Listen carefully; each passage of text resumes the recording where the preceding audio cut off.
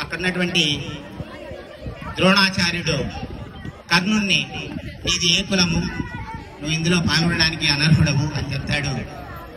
అప్పుడు కర్ణుడు బాధపడుతూ వెళ్ళిపోతాడు. ఆ వెళ్ళిపోతున్న సమయంలో దుర్యోధనికి కోపం వచ్చి ఆగాగు ఆచార్యదేవ, ఏమంటివి జాతి మత నెపముల సూతస్థుతి నిందు నిలువ అనర్హుడందువా? ఎంత మాట! ఇది క్షాత్ర పరీక్ష కాని క్షత్రియ పరీక్ష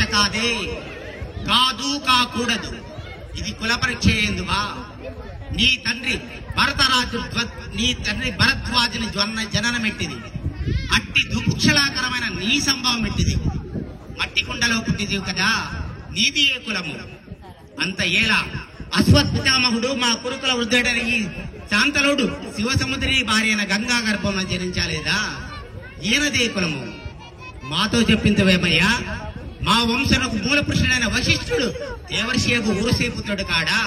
అతడు పంచమ జాతీయకు ఆరుంధతి అనే శక్తిని, ఆ శక్తి చండాలాండులేందు పరాశరుని, ఆ పరాశరుడు పల్లెపడిచైన మత్స్యగంధేందు మా తాత వ్యాసుని, ఆ వ్యాసుడు విధోదాంధరైన మా పితామహి అంబికతో మా తండ్రిని, మా పితామహి అంబాలికతో మా పినతండ్రి పాండురాజును, మా ఇంటి దాసితో ధర్మ నిర్మాణ జండిని మీచే కీర్తింపబడుతున్న ఈ విదురదేవుని కనలేదా?